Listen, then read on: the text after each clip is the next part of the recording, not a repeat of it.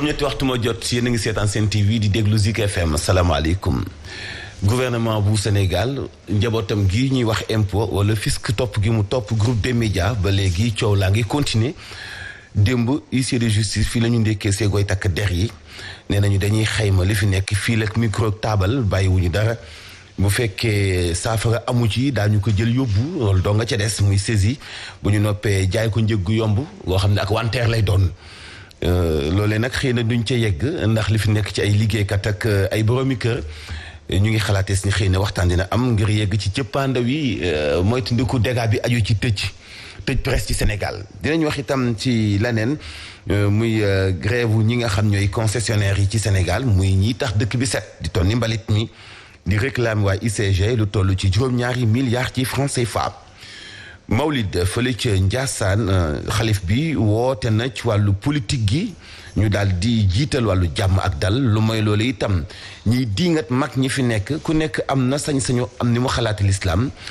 waaye di diingat ak a weddi mun naa ñàkk te loolu day indi xajamte ci wàllu diggante aw dëkkin. wàllu sport dinañ ci ànd ak Baye Ma Anta Mbub Jaam Gaynde ndeysaan Caam Gaynde démb lañ ko jébbal boromam ca dëkkam ba mu cosaanoo Linguère des na ci dellu soit yéen kaay yi lañ koy ndax keppe ak Mame Mbaye Ndiaye ak El Hadj Ahmed Aïdara Mame Mbaye Ndiaye day faram fàccee xibaar yi Yacine. Voici Trafic News. Aba Diatta. Oui Yacine. Ça va? Oui, ça va, tranquille. Très bien, foo nekk. Voilà, merci beaucoup. Nous sommes au niveau de l'échangeur de Sacré-Cœur 3, mais auparavant projet pour des véhicules en provenance des Mamelles ainsi que des Almadies mën nañ jël corniche bi foofu lay jëm place du souvenir africain c'est dégagé sur la corniche ouest ñu def benn crochet du côté de Wakam sortie bi ça pose un peu problème nag na faudra ralentir su ngeen ko dépassé mën ngeen ko jaaree bataillon du train utali fi nga mooy rond-point ancien légal du côté de Mermoz mën ngeen jël deux voies Mermoz bi foofu la aussi amul jafe-jafe utali stade Mermoz progressé sax utali fi nga moom mooy échangeur bi Seydou Routal yéen ñu bàyyi ko foofu la ci rond-point bi aussi mën ngeen jël ancienne piste si jëm échangeur bi Sacré-Cœur 3 là-bas c'est le point de transit des véhicules yu bàyyi ko boori cimetière Saint-Lazare ak ñeneen ñu bàyyi ko du côté de la boulangerie jaune tax na ba suuf échangeur bi des ralentissements sont à noter mais ci kaw moom c'est dégagé ça tranquille mën ngeen fa jaaree utali si kër góor gi Yacine Seck. C'était Trafic News. Merci beaucoup Aba Diatta ba ci kanam Mame Mbaye aywa mën ngaa wéyandi. aywa ñu bàyyi la nga dem naa ni café door li nga dem dallu ba ci kanam. voilà dañuy door waxtaan wi wax li nga xam ne mooy xew ci kër gi groupe des médias diggante ndax nag nguurug Sénégal démb ab huissier la ñu fi yebal boole ko waxi takk der ñu dikk ci kër gi maanaam xayma jumtukaayu kër gi moo xam Zik FM Sen TV ak yéenekaay bi de la Tribune loolee nag responsable kër gi ñenn ñi jot nañu ko ñaawlu ñu ànd see Fatoumata Diop. ab visite surprise le des médias daal di am tey jii ay gendarme yu baree bari ñoo ñu fees dell ci biir ay locaux indi nag seen ay oto yu bëri daal di ànd ak ay huissier de justice lañ ca jublu woon moo di nee nañ dañ doon di def inventaire yu matériel yu Sen TV yi ngir mën kaa saisir ci noonee nag tey jii amul sax émission subatel ndax ca bërëb ba mënuñu fa woon def liggéey bi équipe bi dafa mujjee rek daal di bàyyi émission bi ngir daal di bàyyi place bi ñi leen di huissier de justice yi lu nu mel nag rédacteur en chef adjoint bi daal di naka naqar. li ñu ñaawlu mooy ni anam bi ñu ko doxalee ndax ni koy xëy liggéey ñëw fekk lu tollook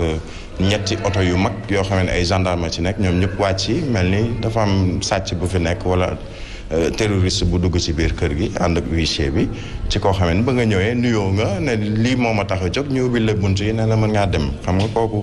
boo ci boolee ay gendarme peut-être que. jàpp nga ni sa sécurité ngay sóoraale waaye loolu amu fi donc amul xoqatal wala xupp buñ ko ci xupp ci wàllu woowu mënoon naa def liggéeyam ci anam yi nga xamee ni jàpp ni noonu la ko mën a defee te du am benn coow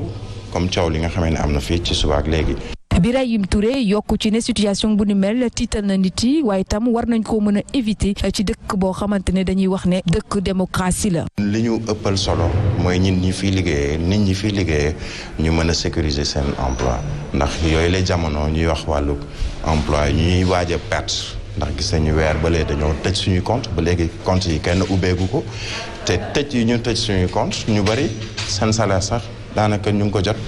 ay le 16 le 17 loo xamee ni mësul am ci kër gi ndax pour ñëpp xam ko des médias mësula toog weer bu mu fayul te mësula toog weer bu mu tardé fay te ça depuis des années loolu mën nañ ko seedal ki nga xamee ni moom mooy promoteur u kër gi ndax c'est un homme politique moo tax mu demee nii loolu seeni mbiru bopp la ndax wuy politique ci terrain bi ngay politique mais pas ci rajo bi wala télévision bi. liggéeykatu des médias yi nag tey ji yar wi mu ngi dal seen kaw ginnaaw nag divergence politique yi dox ci diggante njiital mouvement gëm sa bopp di Bougane Gueye Dany ak gouvernement bu Macky Sall bile waaye ci fàttali tey ji nag compte yu Sen TV ba tey ji dañ koo bloqué. keneen ku yàbbi ci lu nu mel moo di Mamadou Ibra Kane moom moo jiite conseil des diffuseurs et éditeurs de presse du Sénégal mu ngay sàkku ñu taxawal benn commission bu nga xam ne ni moom mooy saytu wala sax ministre bi ñu dénk wàllum finance ak budget taxawal commission boobee nga xam ne dafay saytu la njiitu réew mu waxoon ne kon mboolem groupe de presse bu fi nekk manees nañu la jéggal loolu lépp lu soxal wàllum lempo ñu teew lay kàddoom. dañuy ñaawlu li dal groupe des médias lu am mooy dafa am les mesures yi nga xam ne président de la république mayoon entreprise de presse yi ak entreprise du secteur du tourisme benn bi mooy la dette fiscale bi nga xam ne moom la entreprise de presse yi amel à l'état donc président Macky Sall ne jusqu'au 30 septembre 2020 dette fiscale entreprise de presse yi dañ koy effacer bu fekkee ne entreprise de presse bi def na une demande de remise gracieuse loolu nag problème bi mooy ba fu ñuy wax ni amul commission bu nga xam ne toog na pour accorder cette remise gracieuse là aux entreprises de presse. mu mel ni kon it bëri na fi woon ñu fi dikk de ba ngir massaw ña nga xam ne ñooy liggéey ci groupe des médias bokk na ci ay waay politique ay acteurs de la presse ak ñu nga xam ne rek dañoo sopp liggéey bi ñuy def waa coalition Yewwi Askan Wi andi nañu fi ab délégation ñoom ñu ngay gis ne kon dañoo singali kër gi te loolee xel xalaatul ñu koy bàyyi mu jàll ka yor seen kàddu di Abdou Karim Fall. pour wane ne ñun li xew nii ànduñu ci tey ànduñu ci ëllëg te gëm nañu ne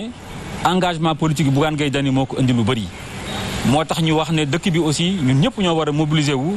pour que des médias ñu bañ ko tëj que des médias ñu bañ ko saisir ndaxte pour ñun loolu day néewal doole démocratie néewal doole les groupes de presse parce que ñëpp xam nañ ne presse bi ak pouvoir la ci dëkk bi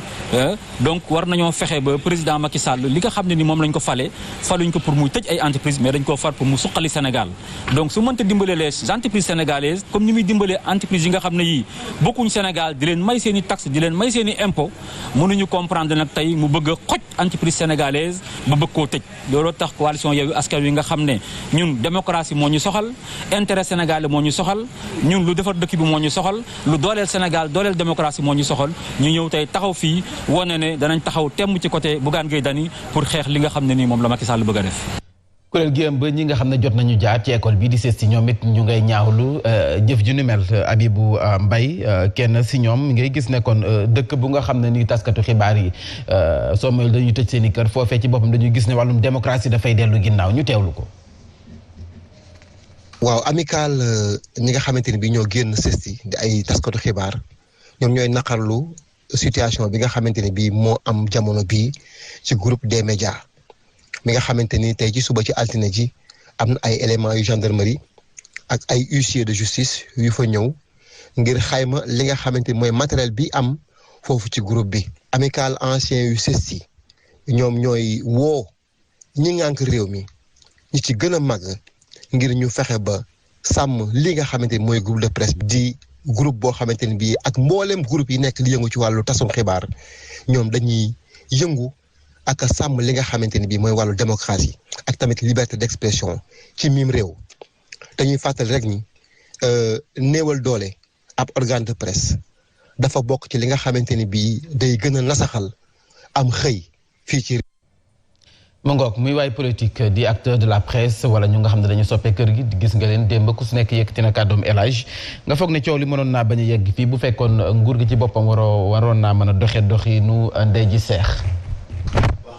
dafa bëri loolu loo xam daf ci lëndëm ba tax na génne ci politique mun na jafe. Birahim maa ngi dégg sànq bi mu koy wax ni kenn ku mu ci doon mun na am benn wàll boo bàyyi pour ñu am jotaayu waxtaan. parce que loolu donc moo ci mën a indi solution. Mamadou Ibra Kane dafa wax lu am solo wax nañu fi gracieuse wax nañu fi amnistie wax nañu fi. bari na ay mots ay termes yu ñu utiliser pour woyofal. këru tasukaayu xibaar yi nekk ci Sénégal yan ak impôt yi tegu ci seen kaw mais xëy na amul commission ci moom laa jëkk nangoo itam mu wax ni kër gu nekk war nga bind pour demander bind nañu xëy na kon dafa war na am benn commission boo xam ni mooy def liggéey bi kay bu fekkontoon commission boobu am na doon na gën a yomb tey commission boobu entamé ay démarches diggante ministère des finances ak groupe des médias mais xëy na commission boobu amul mën na sabab jafe-jafe yi donc xalaat bu am solo le Mamadou Ibra Kane yëkkati par rapport à ça mais la leen li ci yokkuwaat maam te xaw ñu jaaxal tuuti mooy procédure bi anam gi ni mu gaawee ba nga xam ni mayuñu sax ku mel ni Mamadou Ibra Kane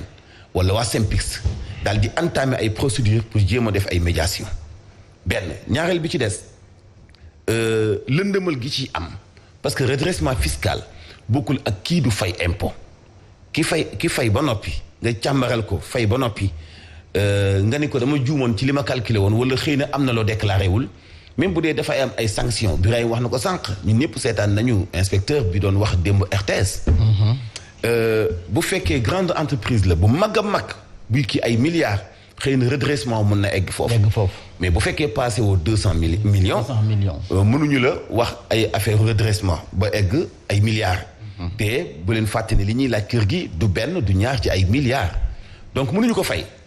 liberté boobu mooy mënuñu ko fay est-ce que itam dañuy egg ci état tëj média bu toll nii groupe des médias ci fi démocratie toll ci fi àdduna bi toll est-ce que charge boobu antan na ko.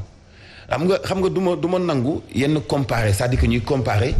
diggante Karim Wade ak Macky Sall Khalifa Sall ak Macky Sall wala yeneen yoo xam ne wàllu politique la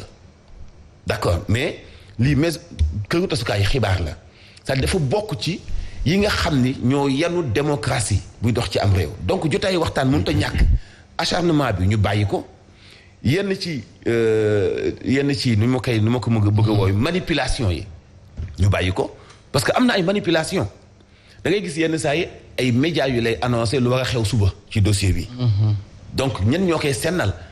dossier bi fi mu tollagum li ci génn ñëpp war koo xam amul lu ci nëbbu redressement fiscal la xam nañu ni dañoo war a joxe xaalis donc ñu ngi nekk di négocier mais nag tant que politique bi nekk ci biir aussi nañ ko génnee. parce que borom kër yi fi nekk man bokk benn ci man te bari naa ci ay morom kàccat ñu ci wàllu politique askan wi dong moo ñu ñor.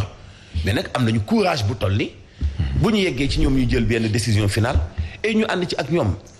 xam ne li ci des mu ngi ci loxo yàlla. nañu bàyyi nguur jekku na nañu bàyyi amuñu doole nañu bàyyi nañ ñu yërëm affaire bi du loolu. dañu taxawal entreprise di liggéey état bi am na nu mu ko xoolee ñu ngi jël ay dogal ñu ngi continuer liggéey décision bu ñu jël bu jógee ci yoon ñu appliquer ko après la vie continue mais nag du tee ñuy dénoncer lépp lu ci nekk politique ak lépp lu ci nekk acharnement. voilà bu ñu dindee wàllu politique teg ko ne Birahim dem ci wàllum procédure administration jot nañu jox yenn ci ay xibaar comme lu ci mel ni bi ñu leen andiree redressement bi ñoom am na période bu nga xam ne bu fekkee d'accord période contentieuse bu nga xam ne nañ la ko may mais ñoom kenn tontu leen si. loolu wàllum procédure boobu mën nañ wax ne kon état bi au moins mënoon na may groupe des médias maanaam période boobu ñu saytu ko xool lu ci yoon ak lu dul yoon. waaw man en tant que journaliste. li ñu naan da ngay saytu xool un peu fan la coow li ne lan moo ko tàmbali lan moo ko sabab ci benn wàll muy wàllu des médias muy seen administration rawatina ñi nga xam ne ñoom ñoo yore wàllu comptabilité fiscalité ak yooyu dañoo xamal ni bi ñu demee ba ñu ne dañuy def li di redressement fiscal ñu may leen app boo xamee ni am nga sañ-sañu li ñu naan les voies de recours nga contesté bu demee am na booy dem ba nga xam ne da ngay dem ba justice bu xam ne ni ñii li ñu ma bëgg a teg demeewul noonu mais ce qui s'est passé ci li ñu may wax mooy pratiquement li ñu naan on a compressé le délai maanaam bu doon dañ la may fukki fan ak juróom fexe nañu ba jox la daanaka ñetti fan donc compressé délai bi nga xamee ni yow da ngay am voie de recours mën a jàll fa nga war a jaar mën a toogaat ak ay say comptable ak ñi nga xam ne ñoo yore sa conseil juridique ak yooyu ngeen toog saytu ne ni ñii dee nañ ne redressement fiscal la waaye léegi li ñu wax ne redressement fiscal parce que il faut que ñu préciser lan mooy redressement fiscal mën nga am quitus ñu ne Sen TV fay na lépp lu jëm ci wàlluk impôt ñu jox la kayit ne la kayit bii day wane ni fay nga waaw mais dafa am lu ñuy woowee benn lu ko xaw a suspendre ñu ne en attendant mën nañu xool ne ni bon des médias nañu dem seet est-ce que jox nañ ko quitus certes mais est-ce que lu mu déclaré mooy li am ñu xool ne ni waaw compte yi nii la demee Mansour Diop war nañ ko dagg ci moom bulletin de salaire am dina am foo xamee ni contribuable la mais Sen TV moo koy dagg directement ci moom pour verser ko impôt est-ce que def nañu ko est-ce que yooyu yëpp ñu jël ko teg ne ni attention yow jox nañ la quitus waaye bañ la joxee quitus teewul ba ñu saytoo gis nañu ni am na ay lënt-lënt ñu ne léegi leeralal lënt-lënt yooyu nga ne léegi nañ ma may ay fan wala nañ ma may ay weer ma leeral ko ba ñu war la jox temps boobu app boobu léegi ñu ne dañ kaa compressé far buñ la waroon jox weer ñu xëcc ko ne la léegi bon may nañ la ba fii ak suba doo am jotu def ko la nga waroon def ci ay recours doo ko def donc ci wàllu des médias ak seen administration ñoom loolu la ñuy indi comme explication mais comme li ma wax sànq Mansour wax na ko ce qui importe aujourd'hui dans cette situation wala dans cette affaire mooy il s'agit pas de Bougane Gueye Dany wala Macky Sall wala ay ñenn ñoo xam ne ay département wala ay démembrement wu état bi la mais il s'agit surtout de la préservation des emplois ñi nga xam ne ñoom ñoo nekk ci biir des médias su ma nee des médias mooy Sen TV mooy Zik FM mooy tous les techniciens de l'information et de la communication kiy bale kiy yeneen ak yeneen Mambay mën nga jóge fii tey ñu ne léegi dañoo am problème des médias nga ni xaaral dinaa dem wuti beneen liggéey yàlla mën na la may wërsëg nga am ko ci même jour bi parce que peut-être siiw nga xam nañ la am na foo xamee ne jaar nga fa yàlla mën na la may wërsëg boobu Mamadou Fofana ak Mambay ak ni ñu koy ci El Hadj Mouhamadou Mansour Diop même chose Birahim Touré mën na jóge fii léegi nii dans 30 minutes ñu ne ko kaay ñu liggéey loolu feneen mais du ñun mbir mi du ñun am na ñu nekk ci biir am nañu ñun la ñu gis ci télévision yi duñ dégg ci rajo yi mais ñu nekk ci ginnaaw ñoo ëpp téeméeri yoon te ñooñ ce sont des soutiens de famille su ma nee soutien c'est pas parce que papa nga wala yaay nga mais am na koo xamee ni papaam ci moom la yaakaar am na koo xamee ni yaayam retraité na wala papaam retraité na ci moom lañ yaakaar waa koñ ba ci moom lañ yaakaar c'est plus ça qu'on doit préserver te xam nga kan moo ko mën a préserver nguur gi moo la ci mën a jàppale yow mi nga xam ne yow yaay promoteur entreprise bi bu jaree nga weñ sa loxo nga ne je vais me faire violence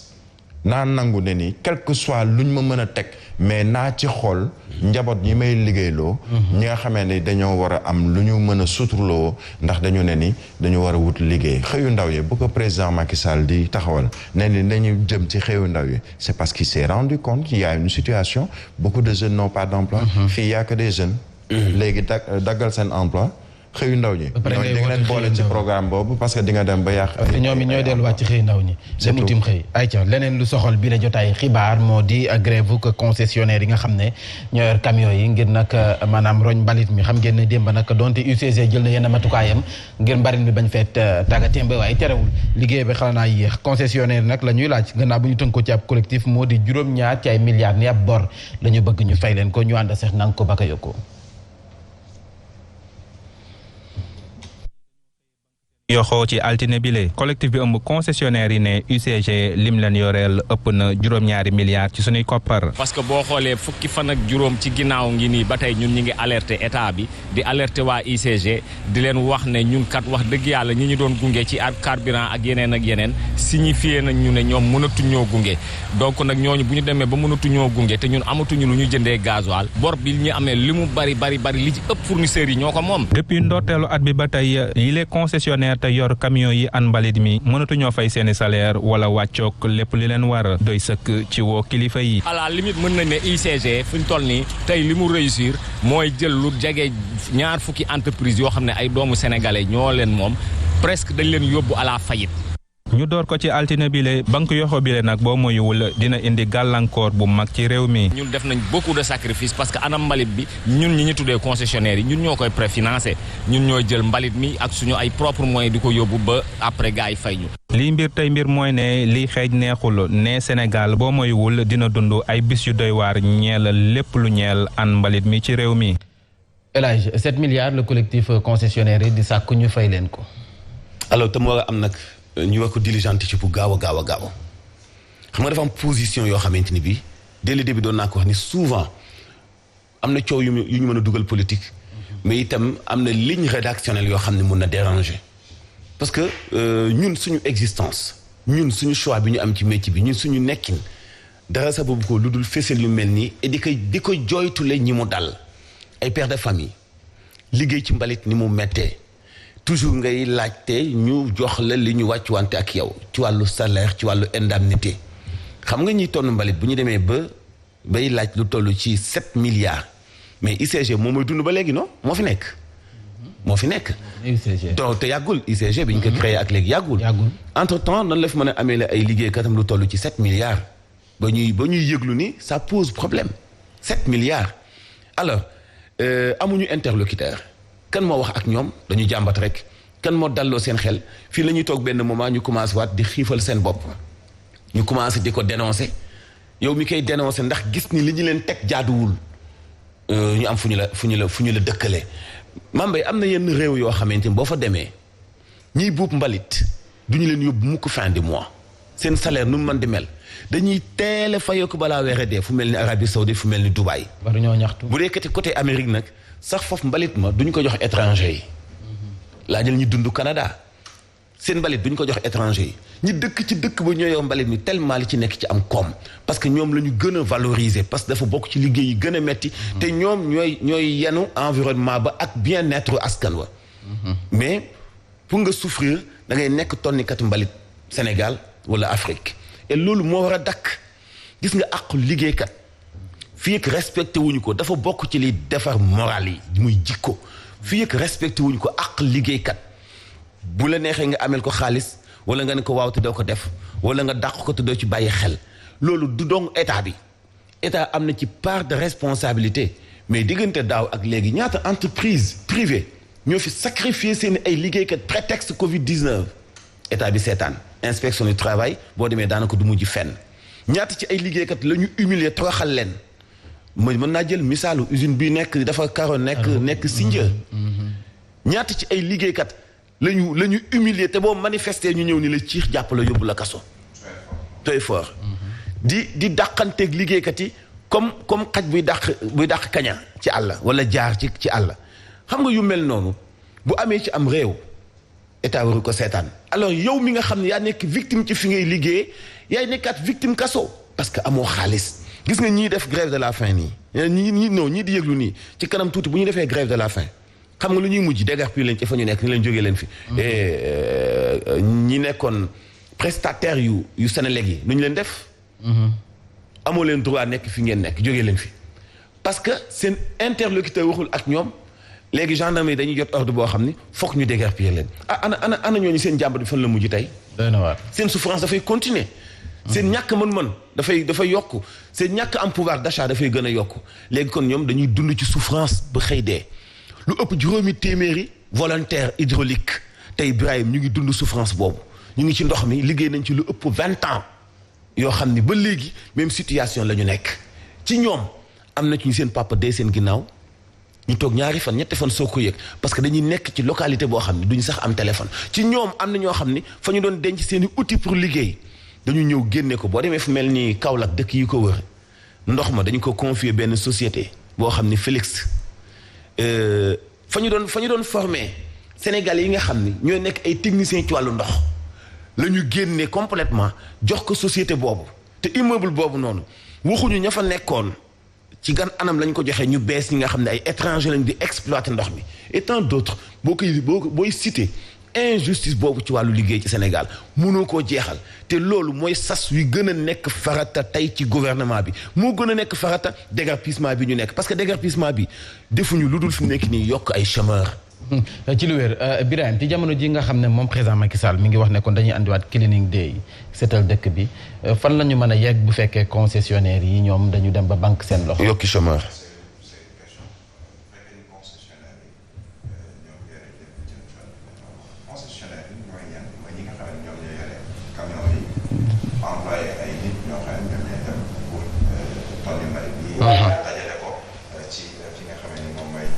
kon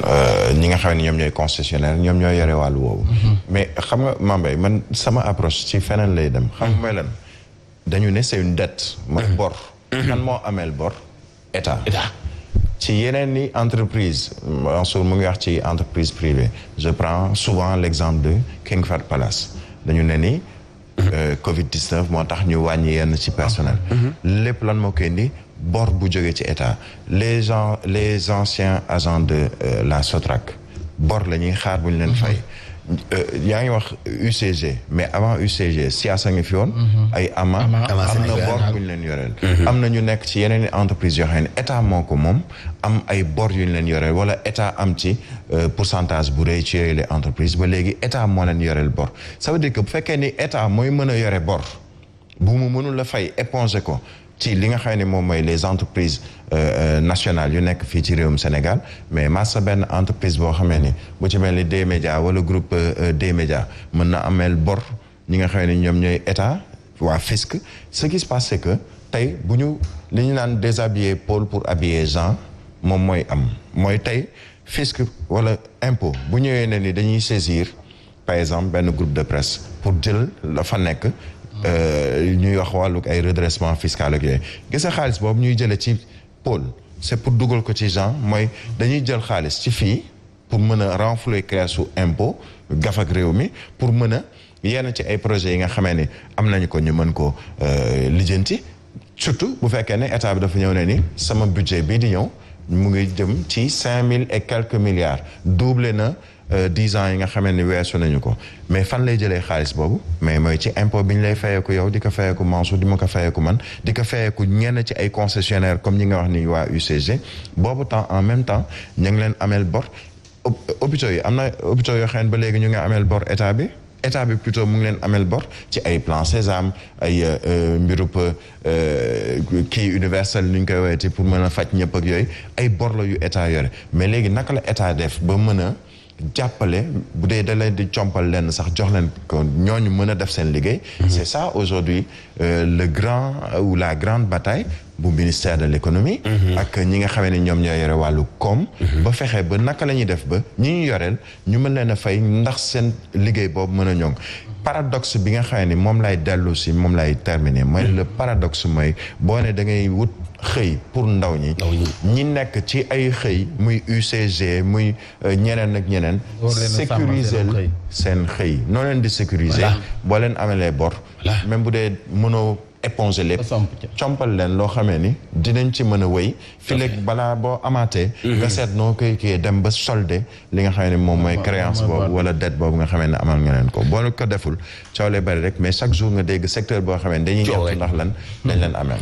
mu ngoog dañuy doxantu ba sa commune bu Sadio diwaanu Touba Mbacké yaakaar naa ne foofu la ne foofee nag la leen sonal ñoom baykat yi moo di njéeréer yi ndax lépp lu nu bay jamono ji njéeréer yàq nañu ko soo mayul nag baykat yi nee nañu xiif dana fa am looloo sabab waa aar sunu moomeel doxantu nañu ci yenn ci ay tool yu féete sa village bu commune bu Sadio nee nañu faw nag ñu gestu mbay mi ni ñu ko yore fii ci réewum Sénégal ndax des na yëngal élage xam naa temps bi moo ñu xoj duñ mën a déglu élément duñ mën a seetaan élément bi wàllu mbay mi ni ñu ko yore ñoom waa aar sunu moomeel nee nañu faw ñu xoolaat ko fii ci Sénégal wala ci maam récolte bi baaxul élément bi xëy na gi duñ ko seetaan wolof mais seetaan naa ko sànq ci français donc récolte bu bon la boo xam ni gerte yi ñeenti doom moo ci nekk donc déjà li mu annoncé mooy duñu am nuruwul dinañu am quantité bi ñu amoon daaw ci wàllu récolte donc amul lu ñuy glorifier woo par contre dañu war a bàyyi xel def nañu fi fan yële benn rencontre ca Diamniadio boo xamante ni bii waxtaan nañu ci ëllëgu gerte gi am ñu fa taxaw mel ni dañuy wax au nom des baykat ci gerte gi te yàlla xam na ne bi ñu ñëw 4x4 la ñu dawal ma ni rencontre la boo xam ña fa teew ñëpp kenn néewul yóbbaale ma bi ngay dem et baykat bi nekk ci àll bi nekk ci naaj jamono jooju ñu ngi ci dëgg bayaat ak di buddet nga xam ne rencontre boobu baykat yi lañ ko jagleel de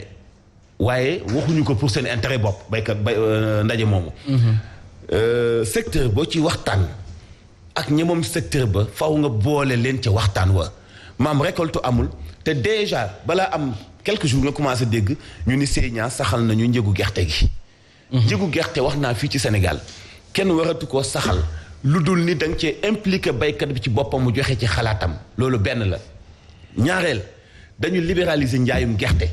kon waruñu ñëw ci libéralisation boobu ñu ni baykat bi kii dong nga am sañ-sañu jaay wala kii dong moo am sañ-sañu jënd Sonacos bu fekkoonte woon ni moom ratewul mission am du ñu libéraliser gerte gi kon dina ko téye bu dox téye bu normal lépp lu ci chinois di def Sonacos mën na koo def lépp lu ci beneen opérateur économique di def da nga waroon dox diggante baykat bi ak Sonacos mais Sonacos mën na koo def te loolu daf moo yàggoon di am ñu doon ut ay SECO ak ay coopérative gerte gi la ñuy maanaam place bi la ñuy def xeetu gerte bi place bi la ñuy def xeetu gerte bi nga xam ni dafa woyof ak gerte gi nga xam ni pëpp la sax mën nga koo jaay parce que xotti gerte yi dañ koy utiliser naneen ak naneen mais tey gerte maam dafa gën a am valeur ci àdduna bi mais dafa gën a ñàkk valeur ci Sénégal léegi ñuy bay leeralatuñu sax variété gerte yi nga xam moom la ñuy bay et am na gerte yoo xam ne xam nga kilo bi ñaata lay jar booy jiw 1000 francs lay jar fleur 11 benn kilo 1000 francs lay jar boo ko bayee ba noppi non ñi ngi doon jaayee 100 kilos bi dem na presque mun na 25000 presque ay 40000 oui fleur 11 pour nga am jiw bi mais tey boo ko bayee ba noppi xam nga nooy mujj def da nga koy gardewaat ba gis beneen baykat boo xam ni xam na importance su gerte gi ci ni mu dijj ak ni mu gaaw a ñore mu def la commande fay la xaalis nga def vente ciblée mais doo ko jaayi coopérative doo ko jaayi SECO nga xam ni gerte gi dafa rëcc gouvernement bi contrôle marché gerte dafa rëcc gouvernement bi te ba léegi xamalaguñu maam bu ñu noppee naa la may benn potu tiga dégee man sama gerte daaw dama ko jël saaf ko transformé ko def ko tiga dégee benn partie am na ci ñaari pot yi nekk sama woto sax dafa am ku ma ko doon yóbbul ma naa la may benn bi comme ça nga xool baykat yi li ma leen di wax daaw ba léegi xam nga booy digle lëf te nekkoo ci sax mun nga wax ni kii dafay tâtonner loolu mooy dëgg baykat yi nañu jàngal seen bopp jël seen gerte di ko transformer di ci génn ay noflaay di xool nu ñu ko mën a ñoom jaayee ci seen bopp mais faaw état ak collectivité locale yi jàppale leen ci ay chaîne de transformation ak chaîne de commercialisation nga xamante ni bii kii bu defaree day xam ni kii lay jaay bu defaree day xam ni fii la koy yóbbu mais baykat bi da nga nekkul ci xelam lu dul jaay gerte daal di bazarder te ren ku def loolu da ngay perte parce que Ibrahima ngooñ dong moo am gerte amul da ngay buddi taatu gerte ñetti doomu la ñeent nga fay fekk kooku bu ñu ko bazardeloo gerteem mais dëkkaloo nañu ko ci ak ndóol parce que nawet déwén dong lay dellu si waat moo tax faaw ñu xool gerte gi xool xottu gerte yi li ñu ci mën a def ci wàllu aliment de bétail xottu gerte yi li ñu ci mën a bénéficier wala neen faaw ñu delloo si waat ràkkal ñun bu njëkk suñu kër dafa amoon machine ràkkal gerte gi nga xam dafa sew ba mënuñu koo jiwaat ak boucher bi nga xam mënuñu koo jaay dañ ko doon wal ba noppi def ko ay ràkkal da nga ciy génne aliment de bétail da nga ciy génne diwlin mais jàppale wuñu béykat yi dañu leen a gëlëmloo ba ñoom amatuñu benn xalaat ci wàllu transformation pour mën a génn ci ndóol gu ñu nekk te ñoom toujours ay millionnaires lañ. c'est dommage boo ko dégloo nga xam ne domaine am lay waxee peut-être. juste lenn lu gàtt xam nga da nga wax wàllu njéeréer. je pense que waa DPV direction de la protection des végétaux. c'est le moment jàpp naa ne ñu ngi ci mais c'est vraiment le moment ñu mën a justement sàmm li fi des te nañ koy sàmmee mooy xam nga dañu doon wax coowal phytosanitaire ñoom ñoo yore wàllu woowu fexe li ñuy woowee épandage fexe ba fépp foo xamee ni jàpp nañu ni njéeréer mën na fa ñëw yàq li fa des ci wàllu mbay mi ñu mën leen a sauver nu ñu leen di sauver mooy liggéey boobu nga xam ne nag DPV moom moo ko yore xanaa ñu leen ciy soññ ñu gën a baral seen taxawaay parce que sinon comme ni Mansour waxee ñi amoon na kës néew bu ko njéeréer yi laalee dootuñu amati dara. waaw te soxna yaa ngi fi. soxna baa ngi fi dugub bi yàqu na menaat yi yàqu na ko récolte bu néew moo am na partie yoo xam ne am nañu mboq am na yeneen côté yoo xam ne jiw nañu mboq mais amuñu mboq. maam après naa la jox potu tiga dege. man sama tiga ma ko wal def ko ay potu kilo ba noppi dañ ko wal def ko ay potu kilo tiga dege ba noppi labelliser ko mu bootu ci benn société bu koy yor labelliser ko nga xamante ni bii lii. dañ koy conserver mën nañ ko importer. mën nañ ko importer. xam nga ne. jaajëf bu ñu tëjee des médias moom. am na après nga jël ma dégg bu ñu tëjee ma ñëw foofu am naa mbokki baykat parce que xombal laa bawoo allez le député du peuple jaajëf. maam allez à 13h. kon 13h. incha allah Birahim Ndiaye Touré rédaction. ba ci kanam incha allah waaw. voilà laata ñuy jeexal dañuy dem ci Tëngéej foofee district gannaaw na mu ko defee ci district bu Rufisque bi jox poste de santé yenn ci ay jumtukaay bi la yoon nappkat yi la dem seeti jébbal leen ay gilet de sauvetage bëgg-bëggam moo di bokk ci ña nga xam ne ñooy suqali gox ba Abdoulaye Fall ñu teewlu ay kàddoom. man mi candidat la à la mairie de Rufisque Ouest bokk ci coalition taxawu Sénégal. yàlla dafa def dama defoon jamono yële benn tournée di déglu population bi fu ne ma secteur bu ne ma dem fa bi ma fa demee période bi ma fiy ñëw dafa fekkoon noyade yi bari trop ma oo maître nageur yi laaj leen lu waral lu mel nii mbiru yàlla la gaa mais il faut aussi ñu xam ñu ne on est dépourvu